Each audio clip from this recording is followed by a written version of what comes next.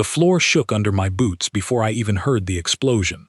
I was standing 3 steps behind Queen Illyra Vantheon when the ceiling panel above the throne room burst apart in a shower of sparks. Guards shouted in a language I had only half learned. Someone grabbed my arm and shoved me sideways, and that single act saved my life, because a beam of white light cut through the exact spot where I had been standing. My name is Ethan Marlowe, and 3 months earlier I had been nothing more than a junior attaché assigned to the human delegation on Thessera. I filed reports. I carried documents. I stayed quiet in meetings, because that was what everyone expected of me. Nobody expected me to end up on the floor of the Caliph throne room, with smoke burning my eyes, and my heart slamming against my ribs like it wanted to escape my chest. The Queen did not run. That was the first thing I noticed about her, even in the middle of chaos. She stood with her spine straight and her chin lifted, watching the smoke with an expression that was not fear, but something colder, something like calculation. Her guards formed a ring around her, but their formation was sloppy, panicked, and I could see gaps in it that a trained eye would exploit in a heartbeat. I did not think. I moved. I threw myself toward the widest gap, just as a second attacker dropped from the shattered ceiling, weapon already raised toward the Queen. I did not have a weapon. I did not have training in Caliph combat forms. All I had was momentum and the stubborn, foolish courage that apparently lives somewhere deep in every human being, waiting for the worst possible moment to wake up. I collided with the attacker's arm and knocked the shot wide. Pain exploded across my shoulder as something grazed me, hot and sharp, but I stayed on my feet. Guards finally reacted, swarming the intruder, and within seconds it was over. The would-be assassin was restrained. The smoke began to clear, and the Queen was staring at me like she had never seen anything like me before in her life. I pressed a hand to my shoulder and felt warmth soak through my sleeve. It was not a deep wound, but it hurt enough to make my vision swim at the edges. "You are injured," she said. Her voice was steady, but there was something underneath it I could not quite name. "I've had worse falling off a bicycle," I said, because apparently, even with my shoulder burning and my legs shaking, my mouth still worked on autopilot. She did not understand the word bicycle. Nobody on Thessera did, but something about my tone made the corner of her mouth twitch, just barely, before she caught herself and smoothed her expression back into the composed mask she wore in public. "Take him to be treated," she told her guard captain, "and bring him to my private chamber once it is done. I wish to understand why a human envoy with no combat training decided it was his place to step between me and death." I wanted to tell her it was not a decision, it was instinct. But I said nothing, because 2 guards were already pulling me toward the medical wing, and my legs had finally decided they were done holding me up. The Caliph healers worked fast, sealing the wound with a device that hummed against my skin and left behind nothing but a thin pink line. Physically, I was fine within the hour. My nerves took longer to settle. I kept replaying the moment the ceiling exploded, the moment I moved without thinking, the moment I could have died for a woman I had exchanged maybe 10 words with before that day. I had heard the stories, of course. Every human on Thessera had. Queen Illyra Vantheon, heir to one of the oldest ruling lines among the Caliph people, had rejected every suitor presented to her since she took the throne. Caliph nobles, Caliph warriors, even offers from allied species who wanted to bind their fortunes to hers through marriage. All of them turned away, some publicly humiliated, all of them dismissed within days of meeting her. Ambassador Colin Reeves, the head of our delegation, had warned me on my very first day not to draw her attention. "She has a temper for anyone who tries to get close," he told me. "Best thing you can do is stay in the background and let the senior staff handle the diplomacy." I had planned to do exactly that. I was good at staying in the background. It was frankly the only thing I was good at in a place as intimidating as the Caliph royal court, with its towering marble halls and its people who stood a full head taller than me and moved like they had never known a moment of self-doubt in their lives. But now I was being led down a corridor toward her private chamber, my shoulder aching under fresh bandages, and I had no idea what to expect. The guard captain, a broad-shouldered woman named Sarah Doln, gave me a long look before opening the door. "The Queen does not often ask to speak with anyone alone," she said quietly. "Do not waste her time." "I'll try not to," I said, and stepped inside. The chamber was simpler than I expected. No golden statues, no sprawling murals like the throne room outside. Just tall windows looking out over the city, a low table, and Queen Elira standing with her back to me, watching the sunset paint the towers of Thessara in orange and violet. "Sit," she said without turning around. I sat. For a long moment, neither of us spoke. I studied her instead, since I had never had the chance to look at her closely before. She was tall, even for a Caliph, with pale silver hair pulled back in a severe braid, and skin that carried a faint shimmer under the fading light, like moonlight caught just beneath the surface. Her eyes, when she finally turned to face me, were a deep amber that seemed far older than the rest of her. "Tell me why you did it," she said. "Did what?" "Stepped in front of a weapon meant for me. You had no training, no weapon of your own. By every measure that matters in my court, you should have died on that floor instead of standing here asking me to repeat the question." I thought about giving her a clever answer. I thought about making a joke to lighten the mood, the way I usually did when I felt out of my depth. But something about the way she watched me, sharp and searching, made me want to give her the truth instead. "I didn't think about it," I said. "There wasn't time to think. I just saw someone about to hurt you, and my body moved before my brain caught up. I don't have a better answer than that." "I wish I did." "That is not the answer I expected." "What did you expect?" "Strategy," she said. "Ambition. Every suitor who has ever approached me calculated the value of saving my life, if the opportunity ever came. You did not calculate anything. You simply acted. I did not know what to say to that, so I said the first honest thing that came to mind. Where I'm from, we don't really think of loyalty as something you calculate. It just happens. Or it doesn't. I guess mine happened faster than I expected."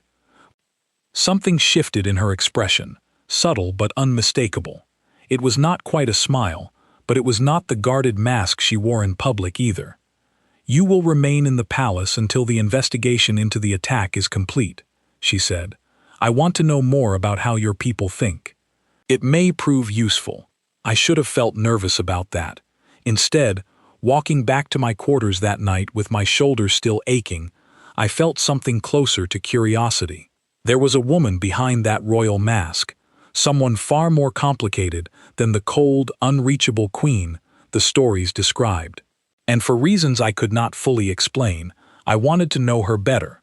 I did not know yet how much that single decision would change everything, for both of us, and for two very different worlds that were about to be pulled far closer together than either side had ever intended.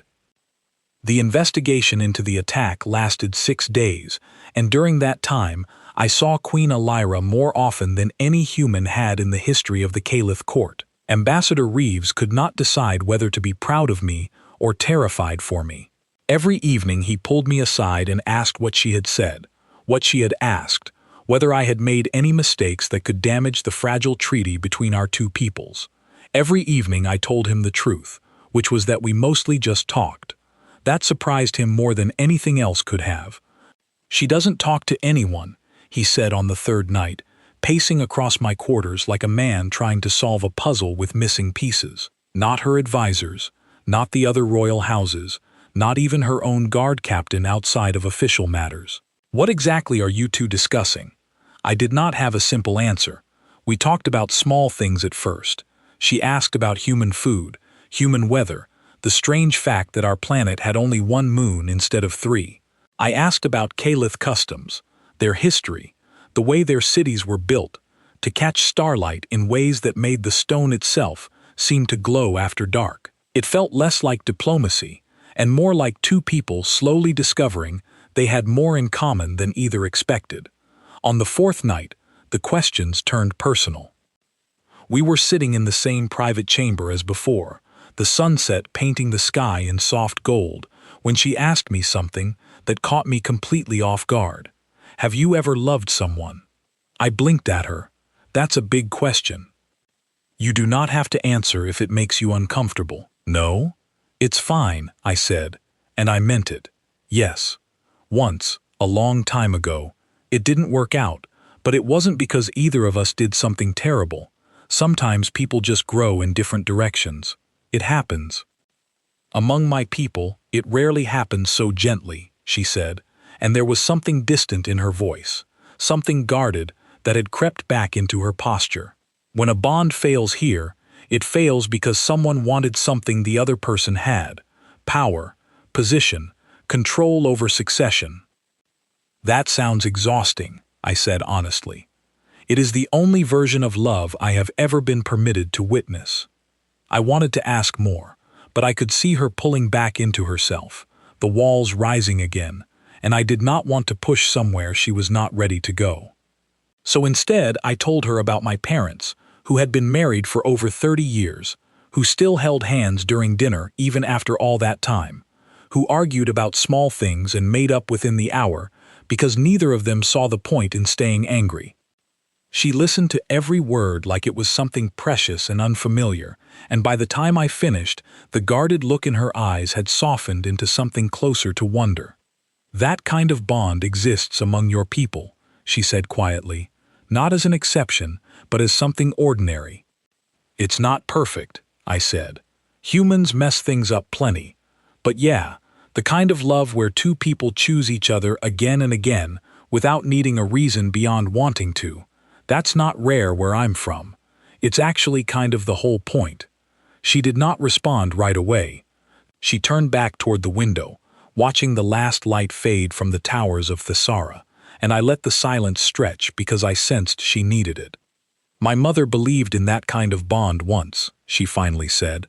I stayed quiet, giving her room to continue if she wanted to. She was queen before me. She fell in love with a nobleman from a minor house, someone with no claim to the throne, someone she believed loved her simply for who she was rather than what she could offer him. Her voice grew tighter with every word. She was wrong. He waited until she trusted him completely, until their bond was recognized by the court, and then he moved against her. He believed that as her chosen mate, he would inherit power over the throne if she died before producing an heir who could challenge him. My stomach turned cold. What happened to her? She survived the attempt, barely. She had him removed from the court and stripped of every title he held. But the damage to her was not something that healed as easily as a wound from a blade. She spent the rest of her reign trusting no one, least of all anyone who claimed to care for her rather than her crown. Illyra's hands tightened at her sides. She taught me the same lesson before she died. Trust is a door that only ever opens onto danger. Every suitor who approaches me is testing that door, searching for the moment it will open wide enough to let them inside. And that's why you turn everyone away, I said quietly. It is why I must turn everyone away, she corrected. Not because I wish to be alone, because the alternative has already destroyed one queen of my line, and I refuse to let it destroy another. I understood then why the stories about her painted such a cold and unreachable woman. It was never cruelty. It was armor, built plank by plank from a wound that had never truly closed. Can I tell you something? I asked. She nodded, though her eyes carried a wariness that had not been there minutes before. What happened to your mother was real, and it was terrible, and I'm not going to pretend otherwise, I said. But it's one story. It's not every story. Where I'm from, we've had our share of betrayals too, plenty of them, written into every history book we have. But we've also had partners who stood beside each other through disasters, through losing everything, through decades of hardship, simply because they chose to. Both things exist, the betrayal and the loyalty. You don't have to let one erase the possibility of the other. You speak as though you understand a wound you have never carried. Maybe I don't, I admitted, but I know what it looks like to be so afraid of one outcome that you build a wall high enough to keep out everything else too, including the good things. I'm not saying you're wrong to be careful. I'm saying careful and closed off aren't always the same thing. She studied me for a long moment, her expression unreadable, and then she said something that surprised me. "You are either remarkably brave or remarkably foolish, Ethan Marlowe, to speak to a queen this way." "Probably both," I said, and this time she did smile, just slightly, just enough that I felt like I had won something important. Over the following 2 days, the investigation concluded. The attackers were revealed to be agents working for House Thresh, a rival noble family that had long resented the Vantheon line's grip on the throne. Their goal had never been simply to remove the queen. It had been to destabilize the succession entirely, creating an opening they could exploit to install their own candidate. The revelation should have made Illyra more guarded than ever. Instead, something had shifted in her since our conversations. Something I could see in the way she carried herself when we crossed paths in the palace halls. She still wore her royal mask in public, still kept her guard raised around her advisors and the other noble houses, but when it was just the two of us, that mask came down more and more easily, like a door that had been rusted shut for years, finally remembering how to swing open. On the 6th night, the night before I was scheduled to return to the human delegation's quarters and resume my ordinary duties, she asked me to walk with her through the palace gardens instead of meeting in her chamber. The gardens were unlike anything I had seen on Earth, filled with plants that glowed faintly blue in the darkness, and flowers that opened only under starlight. We walked in comfortable silence for a while before she spoke. "House Thresh will not stop with one attempt," she said. "They will see my survival as a temporary setback, nothing more. If they believe I am forming any attachment, human or otherwise, they will see it as a new opportunity to exploit." "Are you telling me to stay away from you?" "I am telling you that proximity to me carries a risk I have no right to ask you to accept." I stopped walking, and after a moment, so did she. "You didn't ask me," I said. "I offered. There's a difference. And for what it's worth, I already stepped between you and danger once, without thinking twice. I don't think a warning is going to change how I'd react if it happened again." "That is precisely what worries me," she said, and for the first time since I had met her, I heard something in her voice that sounded almost like fear, not for herself, but for me. "Then let's worry about it together," I said, "instead of you carrying it alone." She looked at me for a long moment, beneath the glow of the strange blue flowers, and something in her expression told me that no one had ever offered her that kind of partnership before, not once, in her entire life. "Careful, Ethan Marlowe," she said softly. "You are asking to stand somewhere very few have ever survived standing." "I've never been very good at staying in the background anyway," I said. "Guess it's a little late to start now." For the first time since the attack, she laughed, quiet and genuine, and the sound of it stayed with me long after I returned to my quarters that night, long after the lights of the palace dimmed, long after I told myself that whatever this was becoming between us, there was no simple way it would end without consequences for us both. Word travels fast in a palace, faster than anyone in power would like to admit. Within a week of my return to the human delegation's quarters, I noticed the change. Servants who once passed me without a glance now studied me a moment too long. Nobles who had never bothered to learn my name began greeting me in the corridors with careful, measured smiles that did not reach their eyes. Ambassador Reeves called me into his office on a gray morning, holding a data tablet like it might bite him. "There's talk," he said without preamble. "Talk that the Queen has taken a personal interest in you, not political interest, personal." "We talk sometimes," I said carefully. "That's all. Ethan, I've been on this planet for 11 years. I know what it means when a Caliph noble asks a foreign envoy to walk with her through the royal gardens after dark. That is not idle conversation in their culture. That is a signal, whether either of you intended it as one." I did not know what to say, because he was not wrong, and I had spent every night since that walk trying to convince myself he was. "What happens if the talk is true?" I asked. Reeves set the tablet down and rubbed his eyes. "Then you are standing in the middle of the most dangerous political situation this delegation has ever faced. The Caliph court does not see romance the way we do.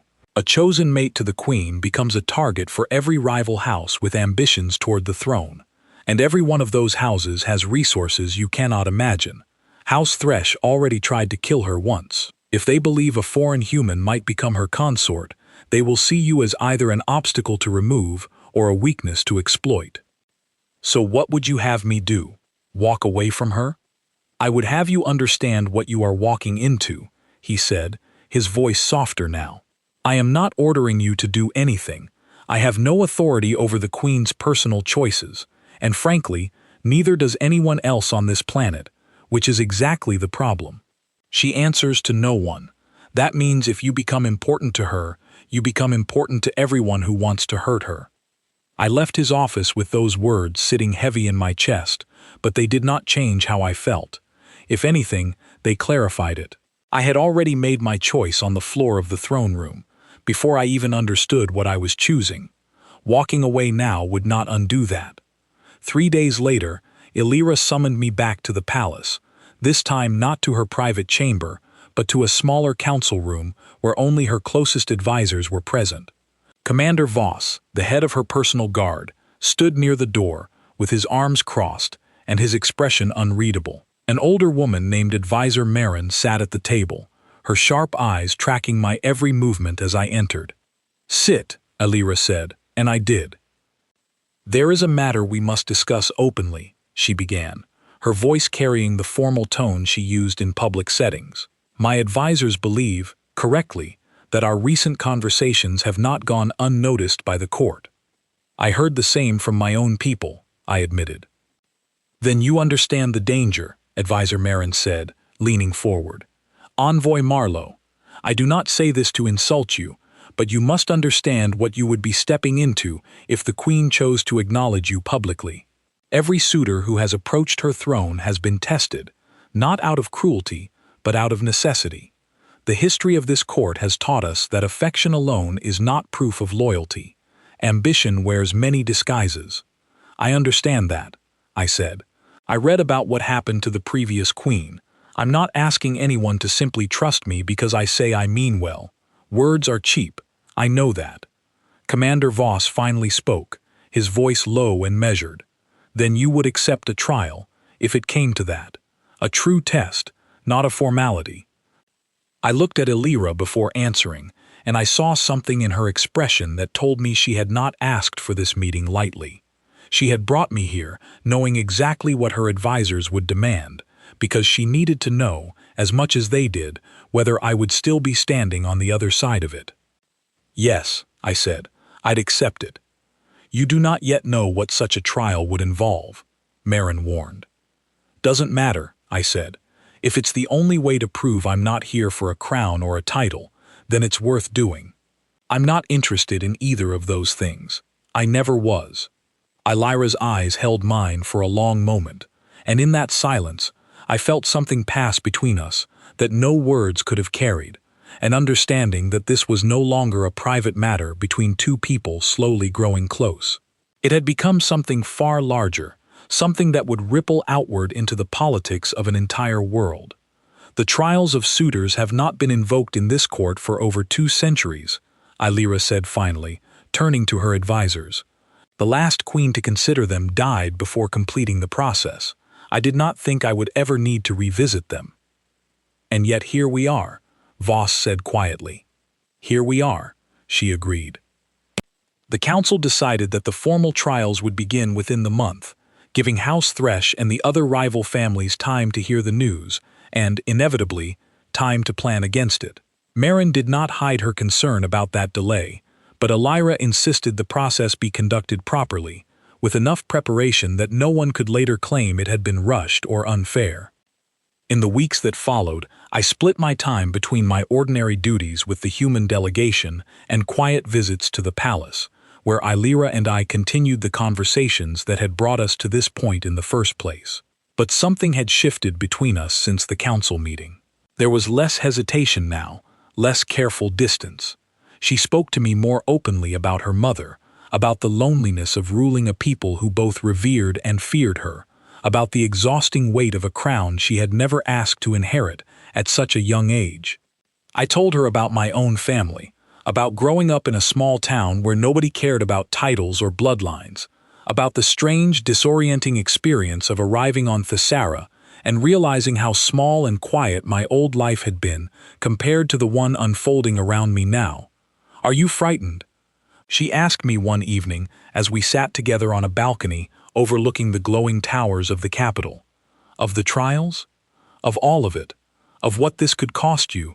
Of what it has already begun to cost you, judging by the way your own people look at you now?" I considered the question honestly before answering. "A little," I admitted, "but not enough to change my mind. I've never been the kind of person who backs away from something just because it's hard. And this doesn't feel hard the way you might think. It feels right, if that makes sense. Like something I'm supposed to be doing, even if I don't fully understand where it leads." "That is either the most human thing you have ever said to me," she replied, "or the most reckless." "Probably both," I said, and she smiled, the same soft, genuine smile I had come to treasure more than I expected to when all of this began. But even as we sat there together, watching the city lights flicker beneath a sky full of unfamiliar stars, I could feel the shape of what was coming settling over both of us. House Thresh had already tried once to end her life. They would not sit quietly while she considered binding herself to a foreign human, of all possible choices, someone with no political power to leverage and no ancient bloodline to legitimize their ambitions. Whatever the trials demanded of me, I understood by then that surviving them would only be the beginning. The real danger, the one that would test everything I claimed to feel for her, was still waiting somewhere ahead of us, gathering its strength in the shadows of a court that had never forgiven her family for surviving the last attempt to tear it apart. The trials began at dawn, in a stone arena built centuries ago for exactly this purpose, and left unused for so long that moss had grown thick between its ancient tiles. Word had spread through the entire capital by then, and every level of seating above the arena floor was packed with nobles, guards, and curious citizens who had come to watch a human attempt what no outsider had ever attempted before. Ambassador Reeves stood near the entrance as I prepared, his face pale with worry he was not bothering to hide anymore. "You can still withdraw," he said. "No one would blame you." "I would blame me," I said, and he sighed, the way people do when they know arguing further is pointless. Commander Voss explained the structure of the trials the night before, and I had spent every waking hour since trying to prepare myself for something I knew, deep down, no amount of preparation could truly ready me for. There were 3 parts: a trial of body, a trial of mind, and a trial of loyalty, each one designed over centuries to expose weakness in anyone who claimed to seek a place beside the throne. The trial of body came first. I faced a Caliph warrior named Bren, a broad, quiet man who had trained his entire life for combat and who clearly viewed the entire event as beneath his skill level. The rules were simple. I needed only to remain standing until the trial's end, without needing to defeat him outright. It was meant to test endurance and heart rather than raw skill, since no one expected a human envoy to match a warrior's training. It did not feel simple while I was living through it. Bren moved with terrifying speed, and though the rules forbade any strike meant to cause lasting harm, every blow that connected left me gasping, staggering, forcing myself upright through sheer stubbornness alone. I fell twice. Both times, I heard Alira's voice somewhere above the crowd, not shouting instructions, not calling for the trial to stop, simply saying my name like an anchor pulling me back to my feet. By the time the horn sounded to end the trial, I was bruised and exhausted, but I was still standing, and that was all the rules required of me. The crowd's reaction surprised me. I had expected mockery, the quiet condescension I had grown used to since arriving on Thessara. Instead, I heard murmurs of grudging respect rippling through the stands, the kind reserved for someone who had endured something difficult without breaking. The trial of mind came next, held not in the arena, but in a formal chamber before a panel of judges drawn from every noble house, including, to my discomfort, a representative from House Thresh himself. Lord Kaiden Thresh was a tall, sharp-featured man whose polite smile never once reached his eyes.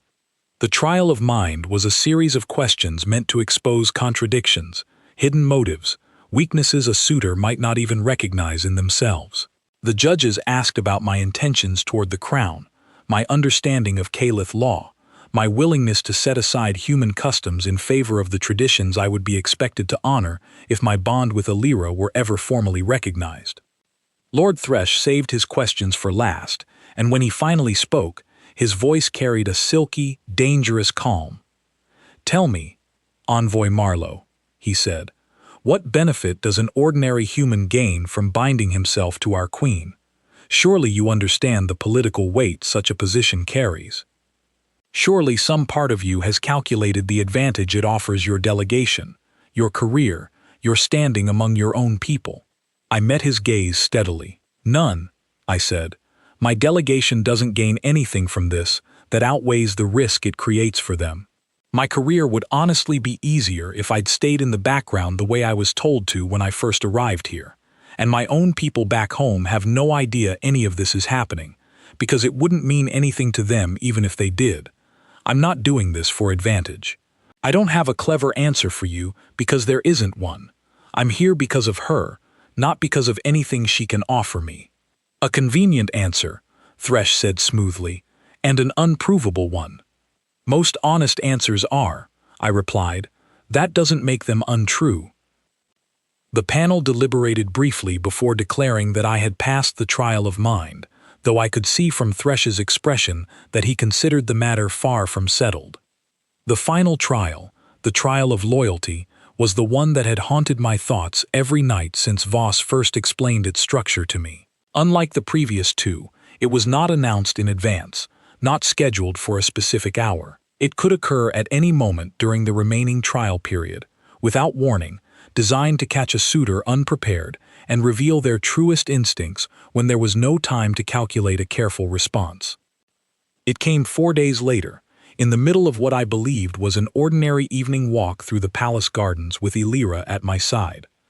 We were discussing something trivial, the strange shape of the moons rising over the capital, when the ground beneath the garden's central fountain gave way without warning, some ancient mechanism triggered by hands unseen.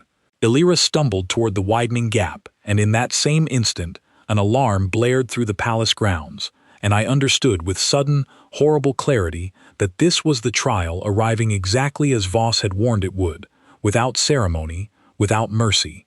There was a raised platform nearby, one that I could reach in perhaps 2 strides, offering safety if I chose to save myself instead. And there was Illyra, losing her footing at the crumbling edge of the fountain's collapsing foundation, reaching for something to steady herself and finding nothing solid enough to hold. I did not think about the platform. I did not think about anything except closing the distance between us before the ground beneath her gave way entirely. I caught her arm just as the last section of stone collapsed, and the momentum of the fall dragged us both toward the widening gap instead of away from it. For one terrifying moment, I felt the ground vanish beneath my own feet as well, my grip on her arm the only thing keeping either of us from falling into the darkness below. Guards arrived within seconds, hauling us both back onto solid ground, and it was only once we were safely clear of the collapsed fountain that I realized the entire event had been staged, a controlled trial rather than a genuine accident, designed to test exactly what I would choose when survival and loyalty demanded opposite answers. Illyra knelt beside me on the garden path, her hands trembling as she checked for injuries I did not have, her composed royal mask completely gone, replaced by something raw and unguarded that I had never seen on her before. "You could have reached safety," she said, her voice barely above a whisper. "The platform was close enough. Voss told me you would have time to consider it." "I didn't need time," I said, still catching my breath. "There wasn't a choice to consider. Not really." "That is precisely the point of the trial," she said. "To discover whether a suitor's loyalty survives the moment true instinct overrides careful thought. Most who have faced it before, you chose the platform. It is not cowardice. It is simply what fear does to a person when they believe no one is truly watching them decide." "Well," I said, managing something close to a smile despite the ache spreading through my bruised body, "guess I failed to be sensible again." She let out a breath that was somewhere between a laugh and something closer to tears, and for a long moment, she simply held onto my arm as though she needed to confirm I was truly still there beside her. Commander Voss approached slowly, his expression carrying something I had not seen from him before, a kind of respect he had clearly withheld until this exact moment. "The trial is complete," he announced to the gathered guards and advisors who had rushed to the scene. "The trial of loyalty is past." Word of what happened in the garden spread through the palace faster than any official announcement could have managed, and by the following morning, the mood among the court had shifted in a way I could feel the moment I stepped into the corridors. Nobles who had watched me with suspicion now watched with something closer to reluctant curiosity. Servants no longer lingered a moment too long with unreadable expressions. Some of them, quietly, offered small nods of acknowledgement as I passed. Lord Thresh, predictably, was not among those whose opinion had softened. I encountered him once more in a palace hallway 2 days later, and though his tone remained perfectly polite, the warning beneath his words was impossible to miss. "You have passed the ceremonial trials," he said, "a remarkable achievement for an outsider. But ceremonies are not the only obstacles standing between you and any future you imagine for yourself here. Some challenges do not announce themselves as trials at all." "Is that a threat?" I asked plainly. "It is an observation," he said, his polite smile never wavering. "History has not been kind to those who stand too close to that throne, Envoy Marlowe. I would hate to see you become another footnote in a story that has already claimed enough lives."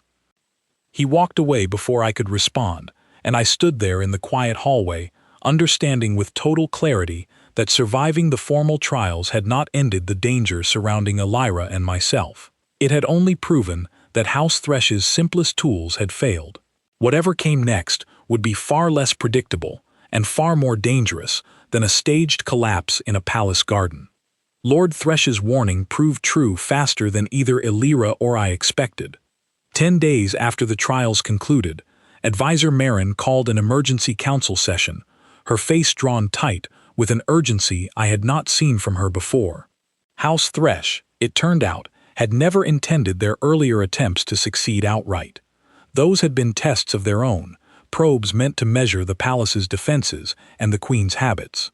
The real plan had been building quietly in the background the entire time, waiting for the perfect opportunity to strike. That opportunity arrived in the form of the Founders' Convergence, an ancient ceremony held once every generation, when every noble house of Thessara gathered in the capital to renew their oaths of loyalty to the crown. It was the one occasion when the Queen's Guard was required, by law older than the palace itself, to stand down within the ceremonial hall, leaving her protection in the hands of tradition rather than force. House Thresh intended to use that single unguarded moment to seize control of the succession entirely. Marin explained the details grimly. Their intelligence suggested Thresh had gathered support from at least 3 other minor houses. All of them promised power and position once the current line was removed and replaced with a ruler more favorable to their ambitions. The plan, as far as anyone could determine, was not simple assassination this time. It was something far more calculated, a public challenge to Elira's fitness to rule, staged during the convergence itself, backed by enough political and physical pressure that she would either be forced to abdicate or removed by force if she refused. "They intend to use your presence against her," Marin said, looking directly at me. "A human consort, unprecedented in our history, gives them exactly the argument they need. They will claim the Queen has compromised the throne's judgment by allowing an outsider too close to power. It will not matter to them that your intentions are honorable. It only matters that the argument is convincing enough to sway other houses to their side." "Then I should step back," I said immediately. "If my presence gives them ammunition, maybe the smartest move is for me to disappear from the picture until this passes." "No," Elira said, her voice sharp enough to cut through the tension in the room. "That is precisely what they want. If you vanish now, out of fear, it confirms every claim they intend to make, that our bond was never strong enough to withstand pressure, that I am too weak to protect what I choose to protect. Retreating now would not save me from their argument. It would prove it. I looked at her, searching for any hesitation, any doubt in her decision, and found none. "Then we face it together," I said. The Founders' Convergence arrived 3 days later, held in the grand ceremonial hall beneath a domed ceiling carved to represent the founding of the Caliph royal line centuries before. Every noble house was present, their representatives arranged in careful order of precedence, their expressions ranging from genuine reverence to poorly concealed ambition. I stood near the edge of the gathered delegates, technically present as part of the human envoy's official party, though everyone in that hall understood exactly why I had truly been invited to attend. Ambassador Reeves stood beside me, his hands clasped tightly behind his back, watching the proceedings with the wary alertness of a man expecting disaster at any moment. Illyra entered the hall in full ceremonial dress, her posture perfectly composed, her expression giving nothing away. She took her place at the center of the chamber, beneath the ancient dome, and began the traditional oath renewal that opened every convergence. Lord Thresh made his move before she had finished the first line. He stepped forward from among the gathered nobles, his voice carrying easily through the silent hall. "Forgive the interruption, Your Majesty, but matters of grave importance to this court cannot wait for ceremony to conclude." Murmurs rippled through the assembled houses. Illyra turned to face him, her expression unreadable, though I could see the tension gathering in her shoulders. "Speak your matter, Lord Thresh," she said evenly. "It has come to the attention of several houses represented here today that Your Majesty has entertained a personal bond with a foreign human, an outsider with no lineage, no history among our people, and no legitimate claim to influence over matters of succession," Thresh announced, his voice rising to ensure every corner of the hall could hear him. "We ask, respectfully, whether the Queen's judgment in matters of the throne has been compromised by this attachment. The trials of suitors were completed and passed according to ancient law," Illyra replied calmly. "There is no precedent requiring further justification beyond that." "There is precedent for concern," Thresh countered, "when the previous Queen's trust in an outsider nearly cost her life and destabilized this very throne. We are not questioning the trials, Your Majesty. We are questioning whether history is repeating itself before our eyes, and whether this court can afford to wait and discover the answer only after it is too late." 2. The hall fell into uneasy silence, every noble house watching to see how the Queen would respond to a challenge delivered in the most public setting available to them. I felt every instinct in me urging silence, urging restraint, urging me to let the political matter play out exactly as Illyra and her advisors had planned. But watching her stand alone beneath that ancient dome, facing an accusation rooted in a wound she had carried since childhood, I could not stay quiet. I stepped forward. "May I speak?" I asked, and the hall's attention shifted entirely toward me. Illyra's eyes met mine, and though nothing in her expression changed, I saw something in them that told me she trusted whatever I chose to say next, even without knowing what it would be. "This is not your matter to answer, human," Thresh said coldly. "I think it is," I replied, "since I'm the one you're using as evidence against her." A murmur ran through the gathered nobles, and Illyra gave a small, almost imperceptible nod, granting me permission to continue. "Lord Thresh is right about one thing," I said, my voice steady, despite the weight of every eye in that hall settling on me. "The previous Queen trusted someone who betrayed her, and it nearly cost this entire court everything. That happened. I'm not here to pretend it didn't, but Lord Thresh is using that history to suggest that any bond the Queen forms is automatically the same story repeating itself, and that's not true. Betrayal happened once. It doesn't mean it happens every time. If it did, no one on this planet would ever trust anyone again, and I don't think that's the kind of court any of you actually want to live in." "Pretty words," Thresh said dismissively. "But words are all you offer, and words have never protected anyone from a blade wielded by someone they trusted completely." "Then look at what's already happened, instead of just my words," I said. "I stood between the Queen and an attack, with no training and no weapon, before I had any reason to expect anything from her in return. I passed the trials, your own court designed specifically to catch people like me in a lie. And when the trial of loyalty came, staged without warning, I chose her safety over my own, without a second's hesitation, even when the easier choice was sitting right in front of me. Ask Commander Voss. Ask Advisor Marin. They both watched it happen. That's not something you can fake in the middle of an unscheduled trial. That's just what happens when someone actually means it. Commander Voss stepped forward from his position near the hall's entrance. "It is true," he said, his voice carrying clearly through the chamber. "I designed the trial of loyalty myself. Envoy Marlowe was given no warning and no time to calculate a response. His choice was instinct, not strategy." Advisor Marin added her own confirmation, and I watched the mood in the hall shift, slowly but unmistakably, as noble house after noble house exchanged glances that carried far less certainty than Thresh clearly hoped to see. Illyra stepped forward then, drawing every eye back toward her. "My mother's greatest fear," she said, her voice ringing with a clarity and strength I had not heard from her before, was that trust would always be the door through which betrayal entered this throne. I carried that fear for my entire reign, believing that closing every door was the only way to keep this crown, and this court, safe. I was wrong. The hall fell utterly silent. "Fear does not make a ruler strong," she continued. "It only makes them alone. I have spent years turning away every suitor who approached this throne, believing that isolation was the price of safety. But true strength is not found in refusing every bond out of fear of what one betrayal once cost this family. True strength is found in choosing carefully, and then standing by that choice even when it is tested, exactly as this one has been tested, again and again, and has not once faltered." She turned to face the gathered nobles fully now, her chin lifted, her voice carrying the unmistakable authority of a queen who had finally stopped hiding behind the walls her fear had built.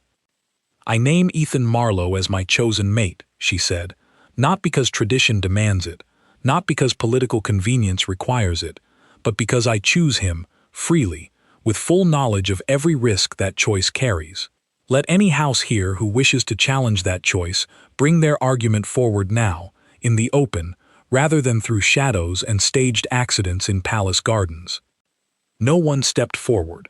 Lord Thresh's expression tightened with barely contained fury, but even he understood that the moment for open challenge had passed, undone by the very trials his own house had once trusted to protect their interests.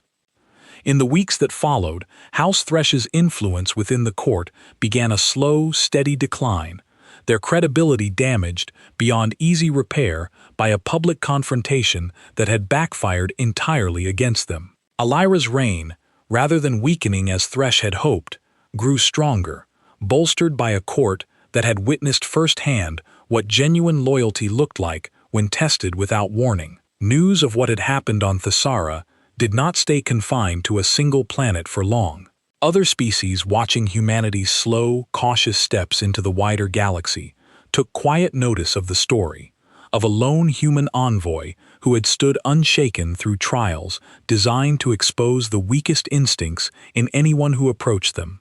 Ambassador Reeves told me, months later, that other delegations across allied worlds had begun requesting information about human customs surrounding loyalty and partnership, curious whether the values I had displayed were an exception or simply an ordinary part of who we were as a people. I never had a good answer for that question, beyond the truth I had told Illyra from the very beginning, back when this all started, with an explosion in a throne room and an instinct I never chose to feel. Some things, I told her one evening, standing together on the same balcony where we had once watched the city lights flicker beneath unfamiliar stars, simply happen the way they are meant to happen, not because anyone calculates them in advance, not because anyone plans for them, but because somewhere, in the space between fear and possibility, one small choice changes everything that follows.